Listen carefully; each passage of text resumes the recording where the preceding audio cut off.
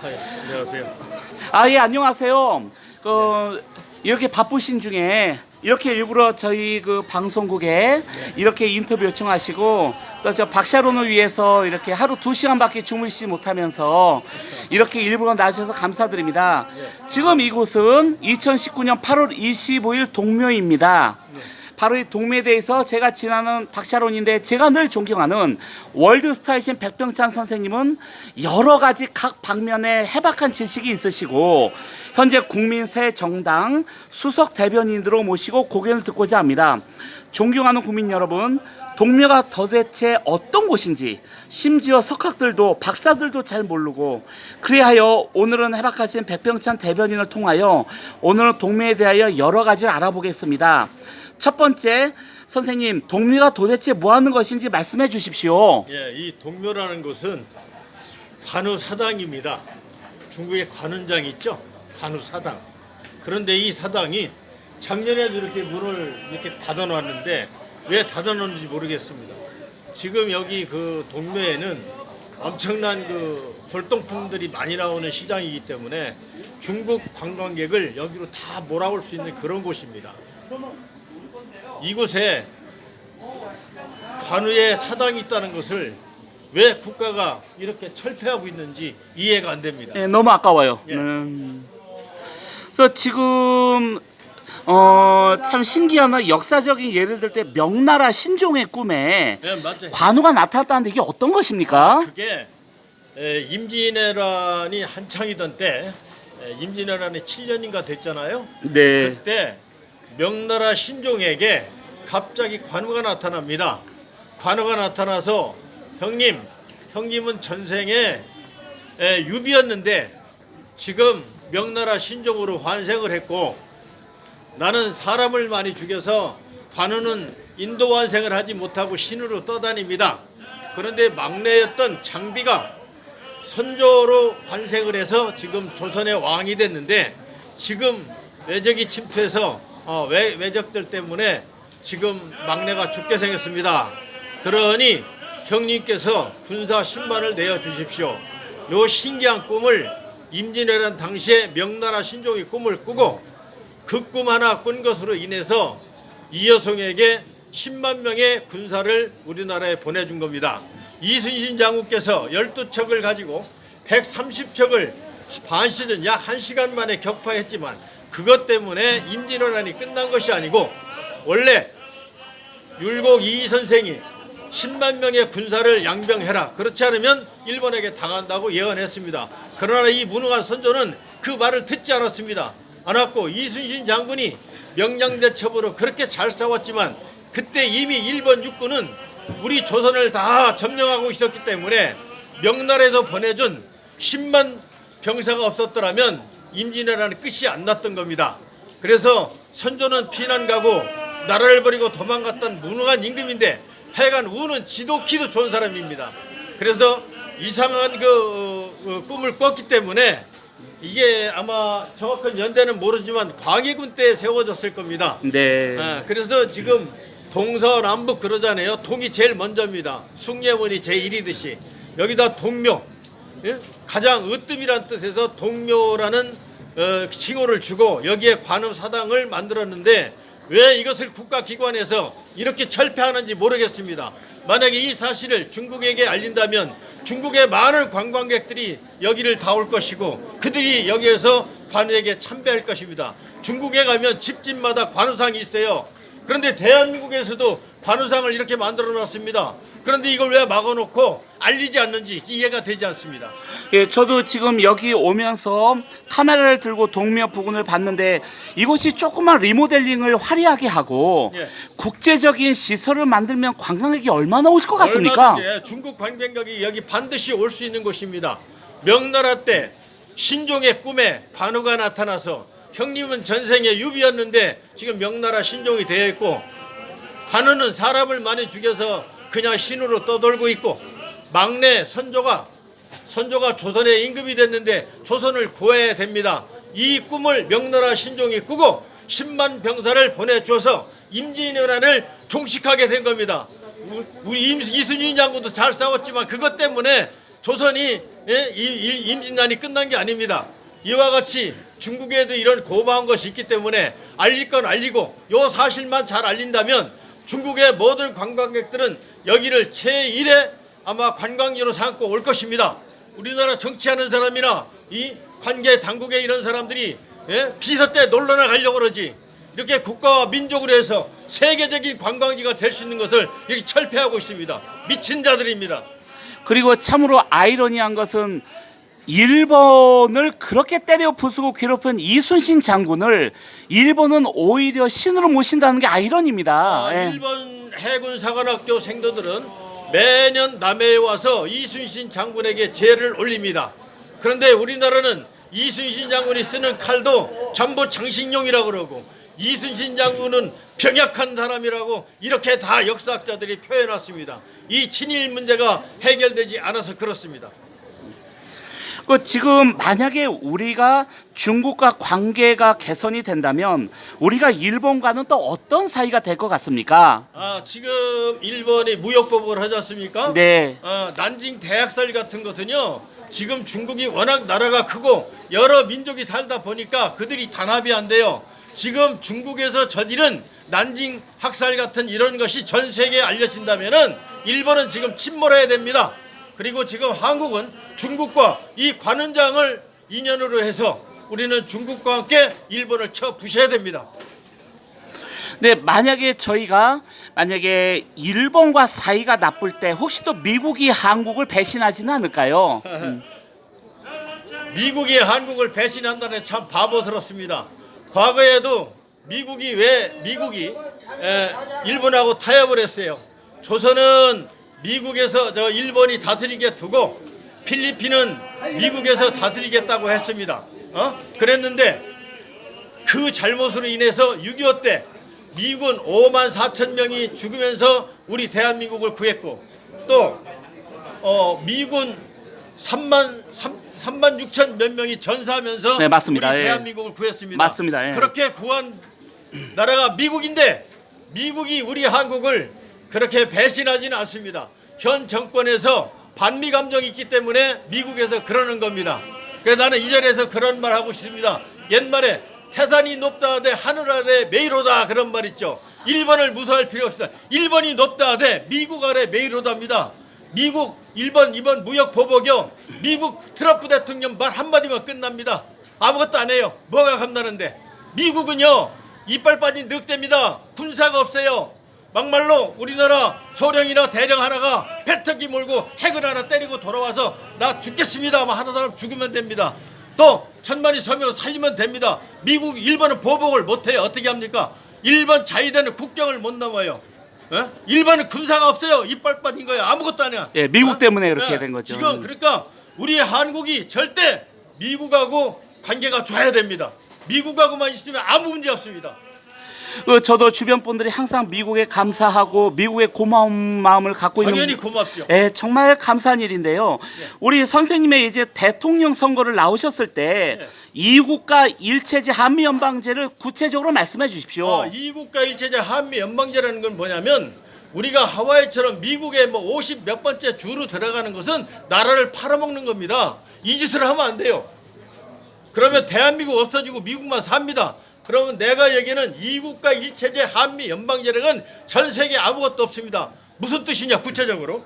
한국인이 만약에 미국에 가거든 미국에서 미국 국적을 주고 미국의 시의원, 구의원, 대통령 출마 선언하고 미국인으로 살면 됩니다. 살다가 한국에 돌아와서 한국 국민으로 살면 됩니다. 대신에 미국 국민도 대한민국에 오면 한국 국적을 주고 한국에 와서 한국 법을 지키고 살면 됩니다. 그게 두 나라가 건재하는 거예요. 자, 이걸 왜 해야 되느냐? 우리나라는요, 이 명나라 조선 때도 임진왜란 때도 명나라 신종이 군사 10만 명을 대주지 않았으면 지금 우리나라는 일본이 됐습니다. 대한민국이나 조선은 그때 없어진 겁니다. 한국은 지리 조건으로 볼 때 혼자 독립할 수 없는 나라입니다. 그래서 나는 왜 정치의 뜻을 두느냐? 지금까지 모든 정치인들이 다 서로 싸우기만 하지 정말 나라를 이끌 수 있는 지혜가 없습니다. 자, 대한민국은 지리 조건으로 전 세계에 예? 중앙입니다. 한국이 중앙이에요. 우청룡, 야청룡 500곳 등등해서 최고의 명당 자리가 대한민국입니다. 언젠가는 대한민국에 인해서 세계가 이끌어 나가게 됩니다. 그래서 내가 추구하는 것은 스위스처럼 영구 중립국을 할 수 있으면 해야 됩니다. 그러나 영구 중립국이 되지 않는다면 우리는 미국과 이국가 일체제 한미 연방제를 하면 됩니다. 그거 하는 순간에 우리는 일본을 능가하고 세계 최고의 나라가 될 수 있습니다. 또 미국은 미국, 한국은 한국이기 때문에 우리 대한민국을 팔아먹는 것이 아니라 대한민국을 세계 최고의 나라로 단번에 올려놓는 그런 것입니다. 근데 만약에 미국이 이 한미 연방제를 거절하게 되면 어떻게 해야 되겠습니까? 거절하면 중국과 하면 됩니다. 중국과 한중 연방제라도 해야 됩니다. 한국은 그러지 않고 안 됩니다. 만약에 먼저 번에도 그 우리나라 명성황후 있죠? 네. 명성황후 수구파 청나라와 인연을 끊지 않고 고종황제가 단독으로 청나라를 배신하지 않았더라면 절대 일본에게 나라 뺏기지 않았습니다. 그것은 고종이 귀가 얇아서 청나라를 배신했기 때문에 일본에게 나라를 뺏긴 겁니다. 근데 만약에 한국이 스위스처럼 영구 중립국이 되면 어떻게 될 것 같아요? 그게 최고입니다. 지금 우리나라 정치인들이 무엇을 해야 되느냐? 스위스처럼 영구 중립국이 되는 것이 세계 평화가 되는 지름길입니다. 그것이 우리가 가장 추구해야 될 일입니다. 오늘도 북한에서 예. 갑자기 위협적인 장사포를 2발이나 쏘았는데 예. 이게 지금까지는 중국 러시아의 기술을 받아서 만든 미사일이 아니고 이번에는 북한 자체적으로 개발했다고 하는데 도대체 북한의 속내가 무엇입니까? 북한은 뭐 김일성 그때 3대 동안 핵을 만들려고 했던 거기 때문에 북한에서는 핵을 중단하지 않을 것이고 그 장사포가 아무리 위력이 있다 하더라도 내가 볼 때는 트럼프 대통령이 기분이 상한 겁니다. 너들 뭐 또 해봐라. 지금 트럼프 대통령이 막아야 되거든요. 안 막고 있거든요. 왜 안 막아요? 너희들 뭐 또 해봐라 이겁니다. 이거는 미국에서 방조하는 겁니다. 트럼프 대통령이. 그래서 저는 좀 염려되는 게 과거 미국 대통령과는 다르게 이 트럼프는 예, 방조하는 겁니다. 한미 맞습니다. 연합 군사 훈련을 돈이 아까워서 예. 그 미국의 국가 예산을 아끼려고 한미 군사 훈련을 안 한다는데 이게 어떻게 생각을 해야 됩니까? 만약에 트럼프 대통령이 그런 사상이라면 장사권에 불과한 겁니다. 미국이 한국을 버리면 미국은 침몰합니다. 만약에 우리 대한민국이 중국과 한중 연방제를 한다고 칩시다. 소련, 러시아, 한국이 똘똘 뭉쳐버리면요. 그까짓 거 서방 문 닫고 살아도 아시아에서만 자급자족해도 충분히 됩니다. 그러면 그렇게 되면은 미국이 더 무서운 거예요. 미국이 한미 연방제를 안 받아주면은 미국이 바보입니다. 이따 다시 토론하시죠. 예, 지금 현재 우리 한국의 대기업이나 중소기업에 일본의 첨단 부속이나 소재를 받아야 만드는 게 너무 많아서 저 한국에 상당한 쇼크를 받는데 이 일본의 무역 보복을 어떻게 이겨야 됩니까? 그것도 별거 아닙니다. 미국하고 관계만 회복되면 됩니다. 아무 문제가 없습니다. 미국 대통령이 말 한마디만 하면 일본 아베는 깨갱합니다 그냥. 근데 저는 트럼프 대통령의 당선도 예측했고 끝까지 트럼프 대통령을 지금까지 응원하고 지지했는데요. 이상하게 트럼프가 북한 편을 들고 한국을 버리는 느낌이 드는데 왜 이런 이상한 현상이 벌어질까요? 북한 편을 들 수도 없고 한국을 버릴 수도 없습니다. 근데 미국에서 많은 전문가들이 트럼프가 갑자기 마음이 변한 것 같다. 이게 과연 어떤 북한의 어떤 술수에 빠져든 게 아닌가 염려하는데 어떻게 보십니까? 그 미국 대통령이 그렇게까지 저속한 기자회견 좀 방해하지 마세요 좀 제발. 이따 끝나고 얘기해요. 예, 지금 트럼프가 갑자기 마음이 변한 것이 혹시 북한의 어떤 술수에 걸린 게 아닌가? 트럼프 대통령이 천재예요. 그렇게 어리석지 않습니다. 그렇다면 지금 이 방송이나 유튜브를 보면 우리 한국의 정치 경제 방송국의 핵심 멤버들이 북한에 가서 기쁨 좋아 하나의 어떤 섹스를 하고 아이를 만들었다는 설인데 이걸 믿어도 되겠습니까? 글쎄 나도 좀 의아한데 믿으면 나도 그렇게 믿어지기도 합니다. 네, 성경 요한계시록에 보면 네. 미국과 한국의 관계를 어떻게 된 걸로 봐야 되겠습니까? 성경적으로 보면 미국이 한국을 돕도록 되어 있습니다. 격암조록이라든지 정감록 아니면 성경까지도 대한민국이 세계를 주도하도록 되어 있습니다. 모든 예언서는. 근데 지금 한국 전쟁 때 미군이 5만 4천 명이 죽거나 부상을 했고 실제 전사자는 3만 6천 명 정도가 죽었는데 500 몇 명입니다. 근데 이렇게 한미 관계가 거의 부부 관계나 마찬가지인데 맞습니다. 만약에 트럼프가 한국을 배신한다면 어떻게 될까요? 배신하지도 않고 배신한다면은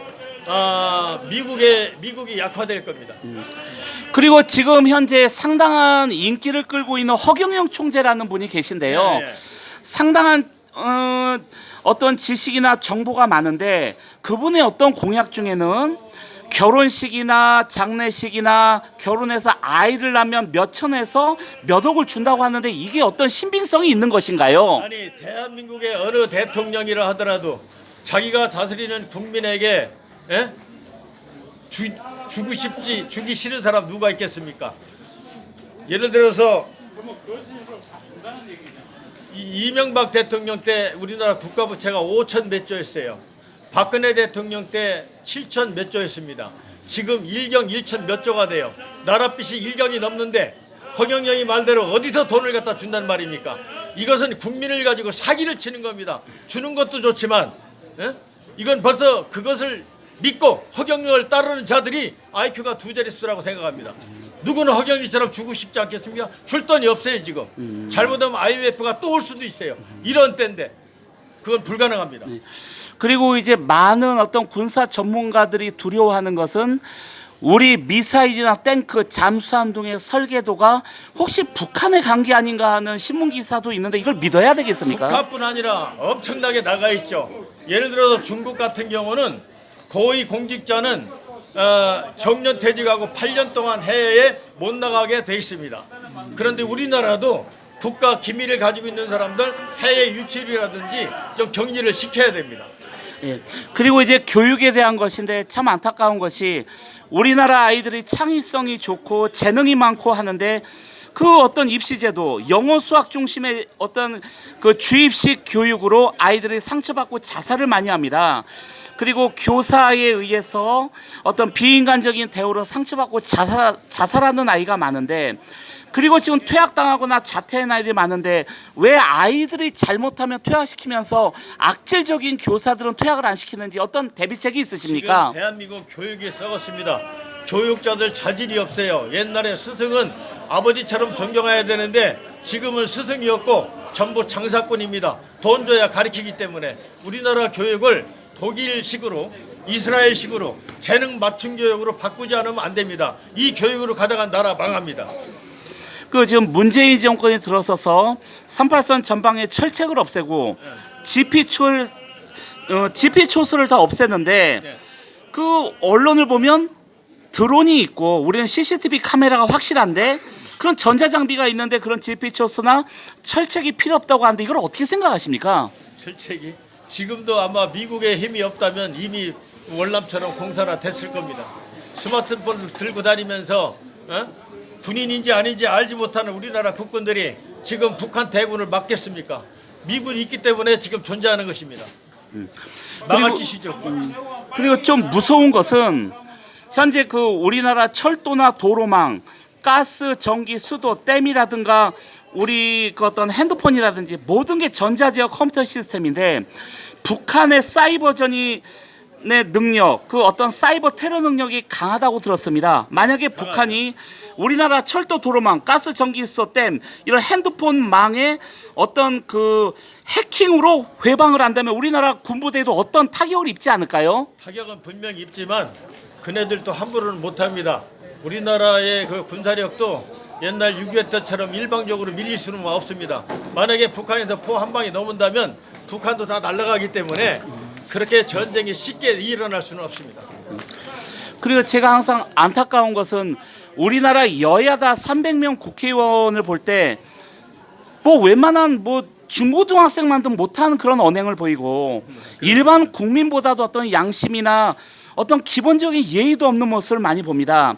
그래서 정작 쓸만한 인재, 정말 어떤 돈 문제나 명예나 어떤 인기 같은 걸 버리고 진정하게 나라를 살리려는 분들이 정치를 하고 싶어도 공천원금 수십억을 못 내서 못한단 말이 있었습니다. 그래서 이게 지금 정치가 망칩니다. 쓸만한 사람은 정계에 나갈 수가 없고 도둑질했던 강도에서 돈 많은 사람이 공천원금 내고 돈 풀어서 국회의원 됩니다. 그러다 보니까 나라가 썩는 겁니다. 그리고 이거는 참 안타까운 일인데 만약에 박정희 대통령이 자기 정권을 김종필 씨한테 이양했다면 김재규 씨에게 총에 맞지 않았을 거라는데 이걸 어떻게 보십니까? 당연히 그렇죠. 아마 지금 그렇게 됐다면은 일본 이상의 경제 대국이 됐을 겁니다. 그 지금 현재 일본에서 한국의 그 자기네 소재나 부속을 수출 안 하는 이유 중에 하나가 일본의 첨단 소재나 부속이 북한으로 가서 그걸로 북한이 미사일을 만들기 때문에 한국에 수출 안 하겠다고 하는데 이게 핑계입니까? 그건 핑계죠. 절대 핑계입니다.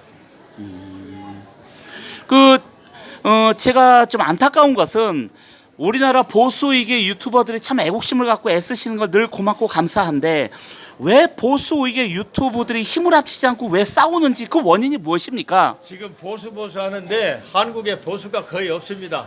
보수라는 것은 헌법을 수호하는 것인데 헌법 1조가 대한민국 민주공화국이다. 모든 주권은 국민에게 있고 모든 권력은 국민으로부터 나온다는데 헌법 1조가 지금 한 번도 된 적이 없어요. 국회의원들이 그렇게 많이 나라 돈을 소비하는데 그러니까 국회의원들이 나는 뭐 어떤 사람 개국회라고 하는 사람이 있더라고. 그런 사람들 때문에 안 되는 겁니다.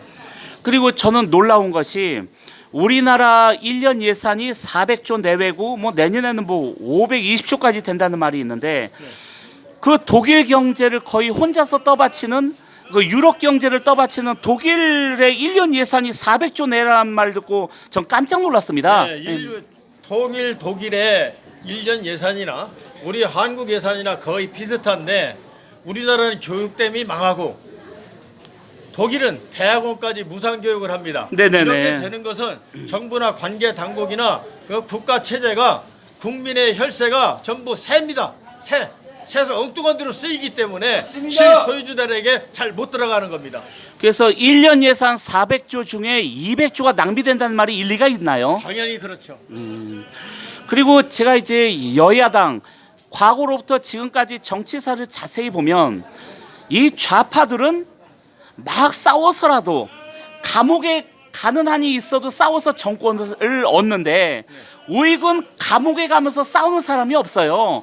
그럼 보수 이익이 과연 이거 어떻게 해야 되겠습니까? 지금 우익이 거의 없어요.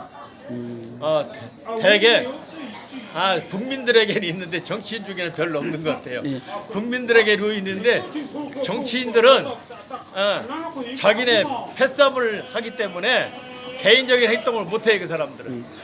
그리고 지금 많은 분들이 일본 경제는 그 스케일이 독일 경제와 한국 경제를 합쳐야 일본 경제 수준이 된다고 하는데 과연 우리 대한민국이 일본 경제를 따라잡을 수 있을까요? 그것도 이웃과 일체제를 하지 않고는 안 됩니다. 우리가 이대로 따라가서는 언제 나라가 도산될지 제2의 IMF로 나라가 망할지 모르는 판국입니다. 이대로는 안 됩니다. 지금 그 기독교 국가인 미국의 여야 국회의원 중에도 어떤 공산주의 사상이 있거나 혹은 통일교나 몰몬교 같은 어떤 이단 종교의 정치 자금을 은밀히 받을 수 있다는 의혹이 있는데 그게 가능성이 있나요? 저는 믿어집니다. 그리고 너무 시간이 길은 것 같은데. 예, 이제 한 10분이면 이제 현재 24분이 지났습니다. 10분이면 다 끝날 것 같습니다. 아니, 근데 끝나야 돼요. 네, 그럼 선생님 잠깐 쉬었다가 다시 2부에 뵙겠습니다. 감사합니다. 예. 예.